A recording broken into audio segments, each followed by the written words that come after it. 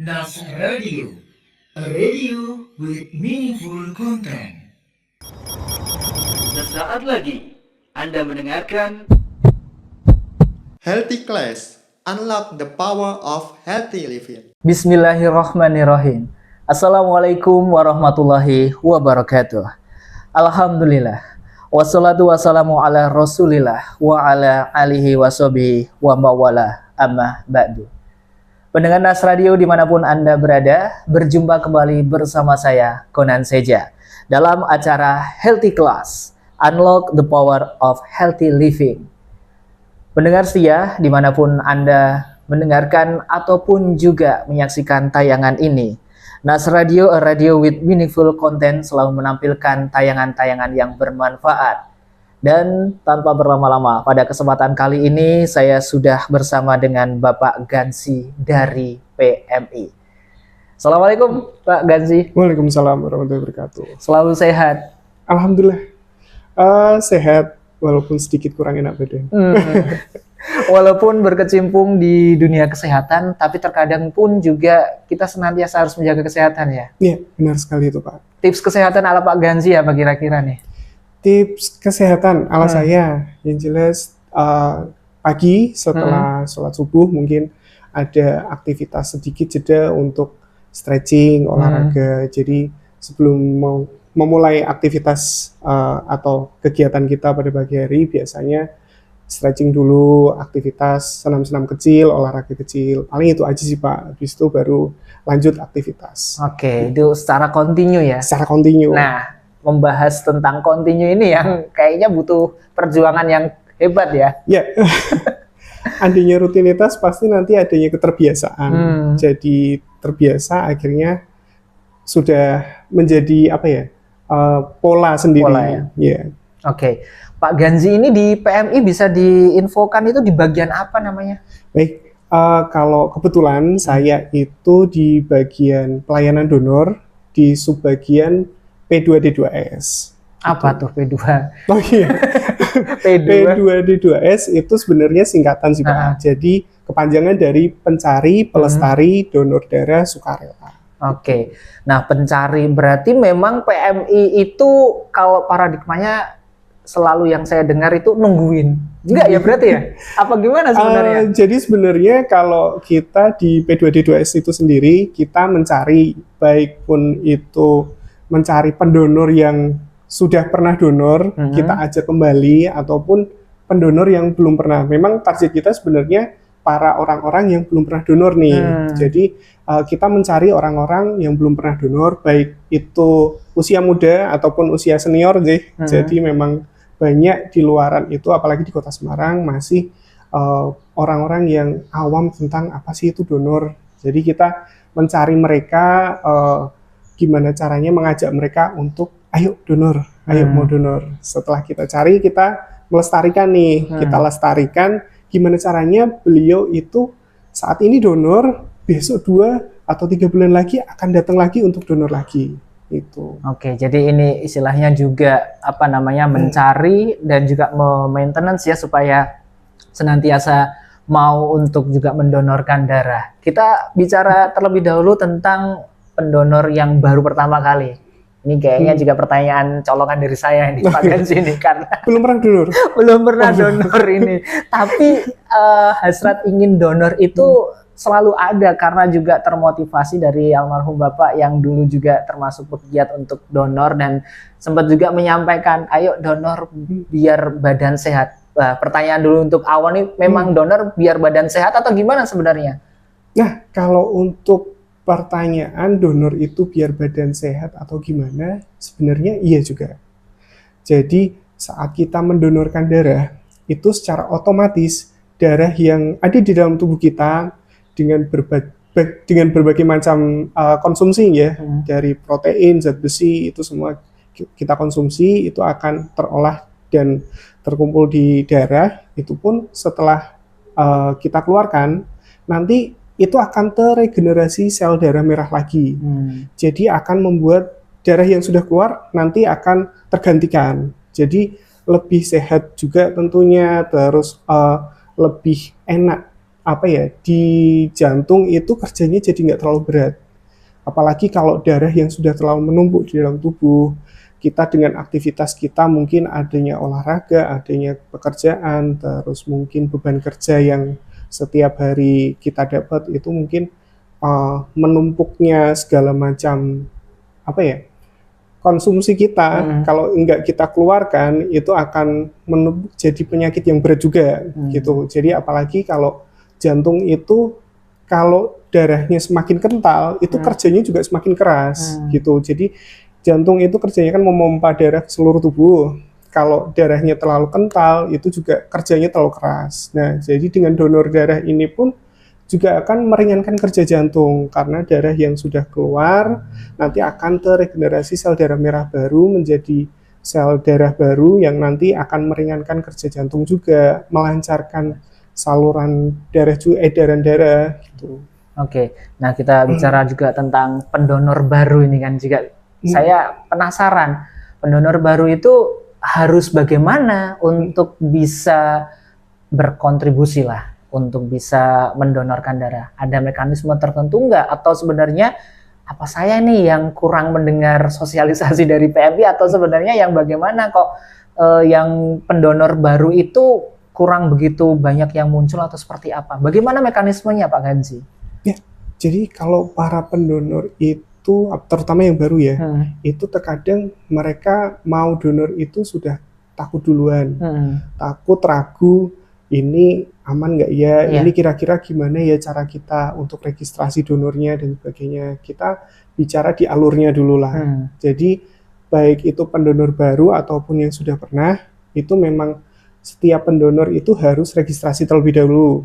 Jadi nanti kalau misalkan kegiatan yang di dalam gedung ataupun yang di mobil unit, jadi kita ada dua macam kegiatan, baik di dalam gedung ataupun yang di mobil unit, itu nanti setiap calon pendonor harus registrasi dulu.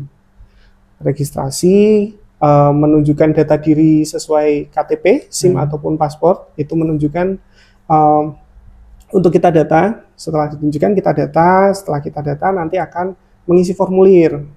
Kalau secara teknis yang di dalam gedung ataupun yang di gedung PMI, itu sudah by system. Jadi nanti setelah registrasi, si pendonor itu akan melakukan registrasi ulang di komputer. Jadi semua serba komputerisasi, jadi langsung tinggal registrasi lewat komputer. Nanti setelah registrasi, lanjut ke pemeriksaan.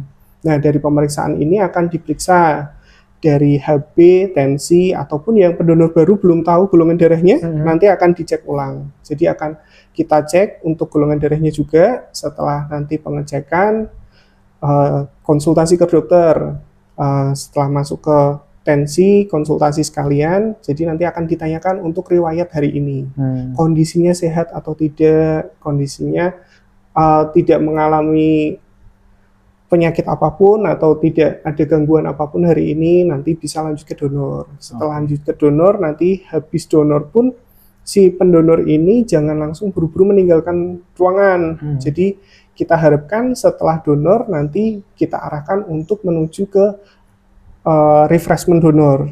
Jadi pendonor itu setelah donor jangan langsung buru-buru pulang nih. Nah, ditakutkan karena biasanya ada pasca setelah donor. Itu kita nggak bisa kita prediksi karena setiap orang itu kondisinya berbeda-beda. Jadi lebih baik nanti setelah donor langsung ke refreshment donor sambil kita berikan snack ya dari kita ala kadarnya walaupun secukupnya itu, sambil menunggu refreshment, sambil menikmati snack yang kita sajikan, kita berikan itu sambil dirasakan. Biasanya antara 5-10 menit itu kalau misalkan dalam kondisi tidak ada kendala apapun, tidak merasakan pusing, mual, ataupun kram, itu bisa boleh meninggalkan ruangan.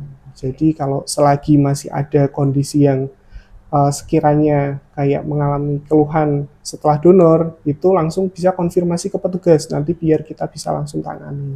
Oke, jadi refreshment itu tadi untuk melihat kondisi apakah memang ada efek samping atau gimana menyebutnya ya? Ya, biasanya seperti bisa dikatakan secara umumnya efek samping ya, efek samping setelah donor. Cuman kita biasa sering menyebut pasca donor. Jadi pasca donor itu biasanya banyak banget teman-teman yang setelah donor itu ada yang mengalami tiba-tiba kram, kesemutan, atau tiba-tiba ngerasa pusing gitu. Jadi kalau misalkan terjadi kendala seperti itu, langsung disampaikan dengan petugas. Nanti dari petugas bisa langsung menangani. Oke, tapi itu efeknya, dampaknya hanya saat itu aja ya? Hanya saat itu aja. Iya, nanti khawatirnya ketika dengar penjelasan Pak Ganji, nggak mau lah kayak gitu, Takut ya. takut kayak gitu. Tapi sebenarnya itu hanya sesaat saja mungkin dari apa ya namanya ya, perpindahan atau apa istilahnya ya, gitu. Sirkulasi atau apa, karena darah apa namanya, ada yang keluar terus ada darah barukah itu yang dalam tubuh, akhirnya tubuh itu menyesuaikan begitu mungkin ya. Ya, jadi biasanya di dalam tubuh itu ada penyesuaian sedikit karena dengan kondisi yang stabil, tidak ada gangguan apapun kan, di dalam tubuh sirkulasi darahnya seperti biasa normal. Setelah ada yang keluar, otomatis volume di dalam tubuh kan ada yang berkurang. Itu ada yang tiba-tiba mengalami tekanan yang berbeda, terus terasa seperti kayak mual, pusing, itu biasanya seperti itu. Tapi itu bisa ditangani sebenarnya, dan itu pun juga hanya saat itu aja gitu. Sebenarnya juga bisa ditangani kalau kita sudah prepare nih sebelum donor gitu. Nah, kita ngomongin prepare-nya sebelum donor ternyata ada. Saya kira pemikiran saya gitu, ada tempat, katakanlah kita kalau ngomongin tidak di PMI kan biasanya tersebar. Contoh waktu itu saya pernah lihat juga di Masjid Agung Jawa Tengah kayak gitu. Terus saya kira datang, daftar, langsung disuntik kayak gitu, diambil darahnya, selesai. Ternyata ada mekanismenya ya, tadi udah jelasin. Kita bicara juga masalah prepare apa yang dimaksud, berarti ini dari niat nih berarti. Saya mau niat donor darah di PMI, berarti apa saja yang harus saya siapkan itu? Ya, yang pertama kalau misalkan sudah ada niat nih mau donor, kita harus memastikan kondisi fisik kita dulu nih. Kondisi fisik kita secara lahir batinnya itu memang benar-benar fit, benar-benar prima.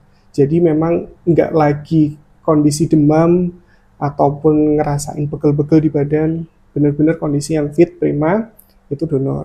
Karena kalau misalkan ada nih, kok agak pusing ya, tapi udah biasa sih, udahlah donor aja nggak masalah.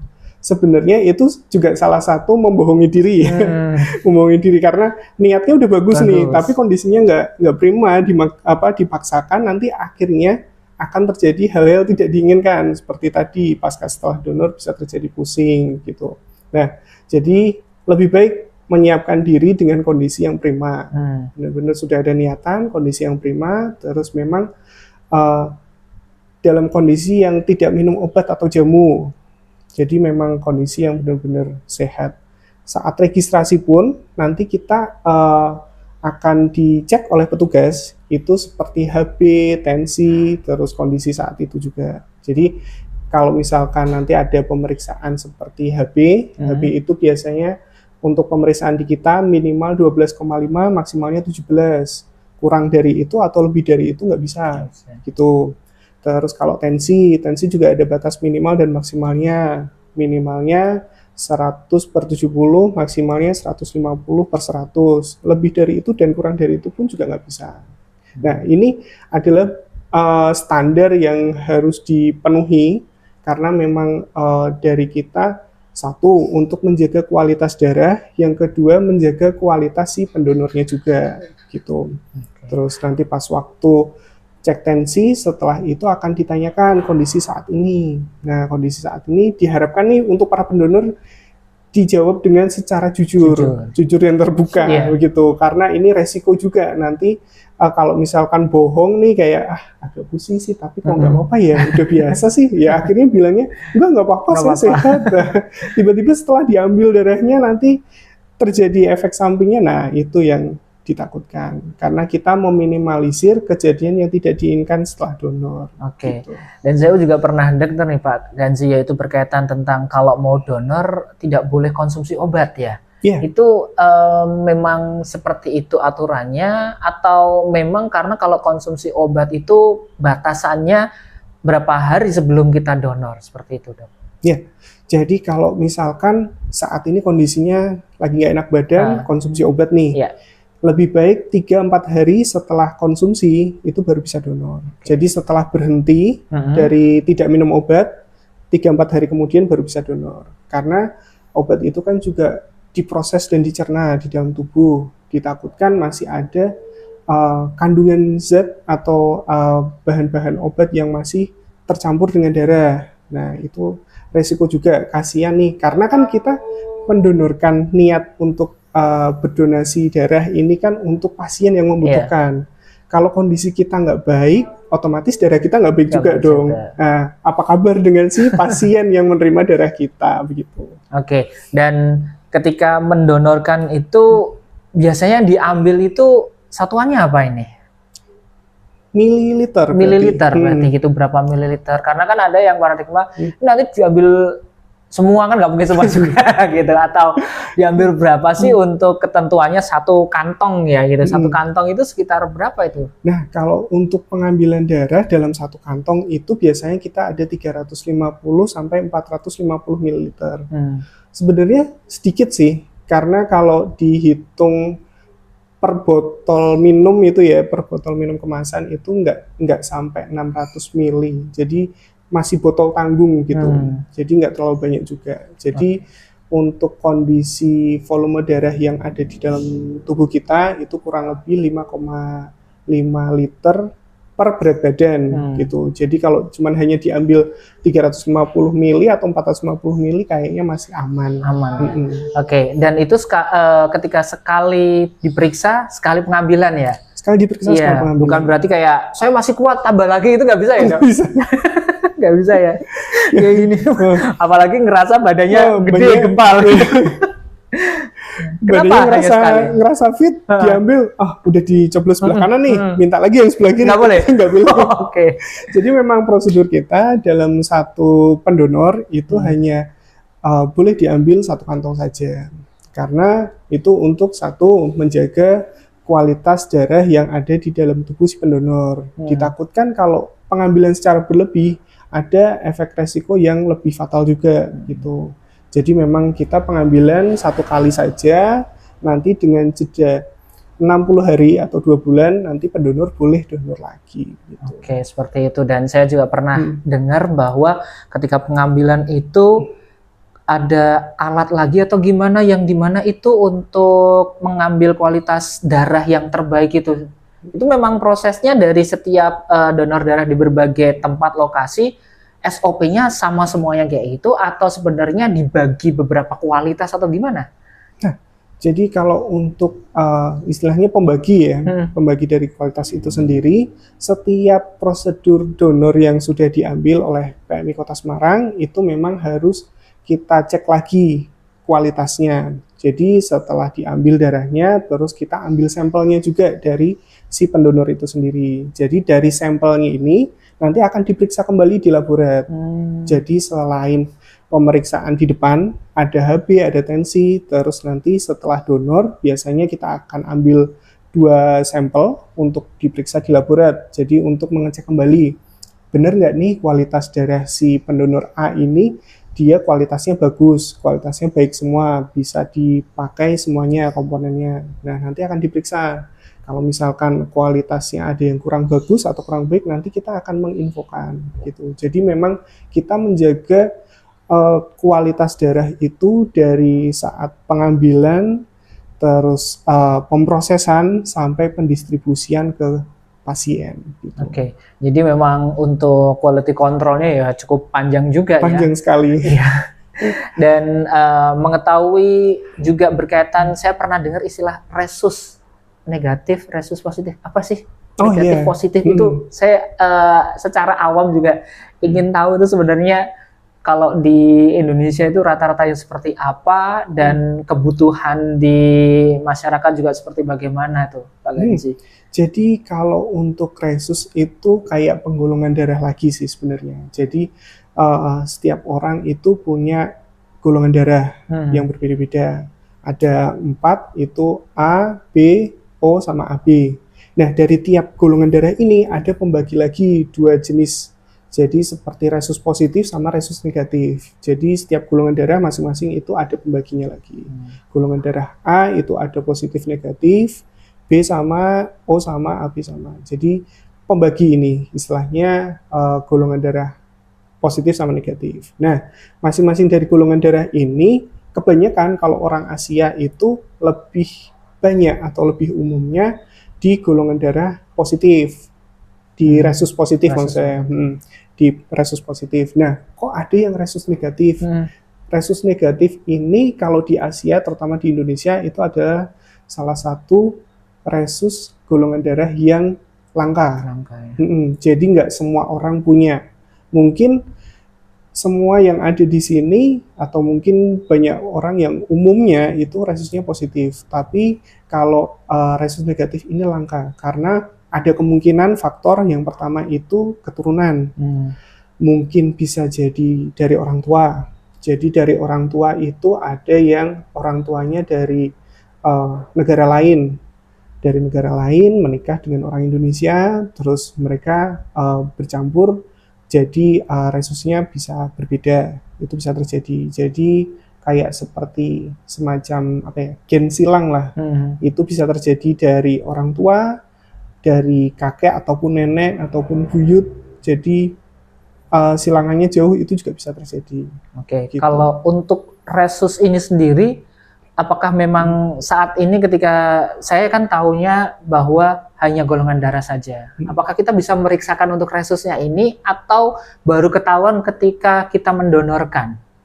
Ya, kalau untuk periksa golongan darah saja, kebetulan kalau di unit donor darah itu tidak bisa karena memang pelayanan kita untuk donor darah. Jadi misalkan mau mengetahui golongan darahnya ya sekalian donor darah. Cuman kalau untuk di unit lain di bagian klinik markas, kita juga ada bagian klinik markas itu kalau hanya periksa untuk golongan darah pun bisa gitu. Jadi kalau memang untuk pengecekan itu kalau untuk di unit kami di bagian donor darah tidak bisa, tapi kalau misalkan hanya pengecekan untuk seperti itu, hanya pengecekan golongan darah saja di bagian klinik markas pun bisa gitu. Oke, dan ini juga menjadi pertanyaan saya berkaitan tentang golongan darah.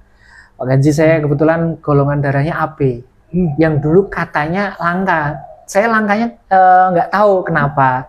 Pertama adalah itu langkanya saya harus bangga Pak, saya harus deg-degan karena nanti kenapa kan nyarinya susah.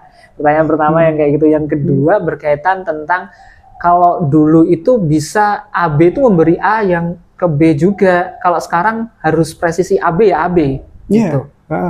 Jadi kalau untuk golongan darah AB sebenarnya nggak usah takut sih, karena memang kalau apalagi AB positif ya, AB positif itu masih aman.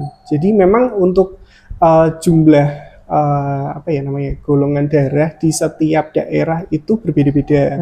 Kebetulan memang untuk di Kota Semarang sendiri untuk yang golongan darah AB itu memang jumlahnya lebih sedikit daripada golongan darah O gitu. Jadi asalkan masih resusnya positif, insya Allah masih aman gitu, masih banyak lah orang yang punya.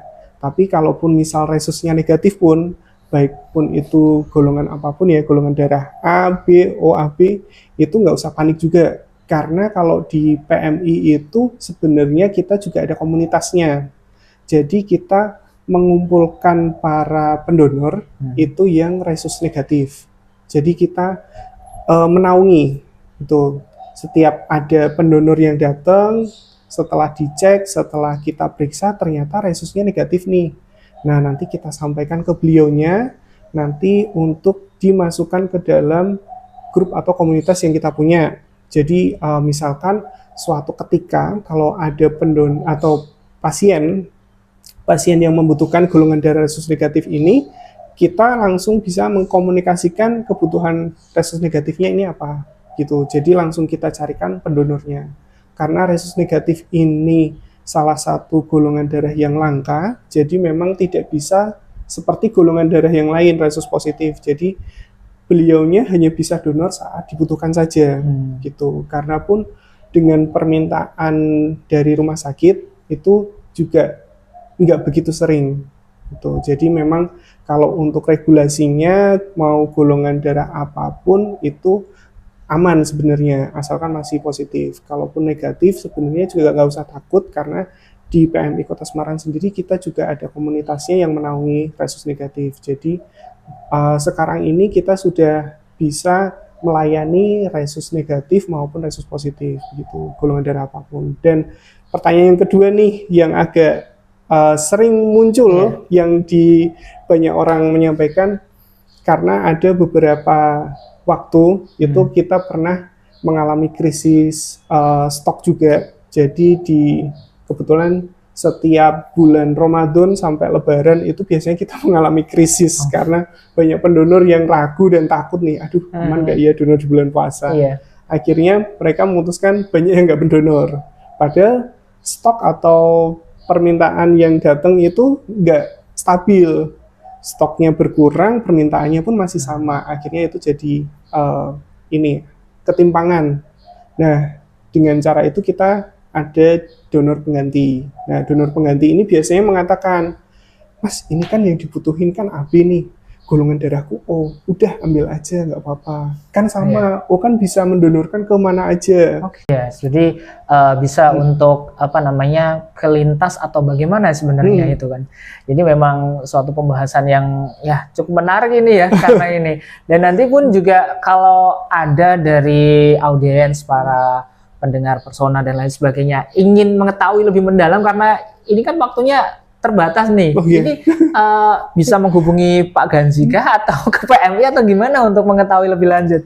Bisa, kalau ingin mengetahui secara lanjut atau masih penasaran tentang donor darah itu sendiri, langsung bisa datang ke unit donor darah.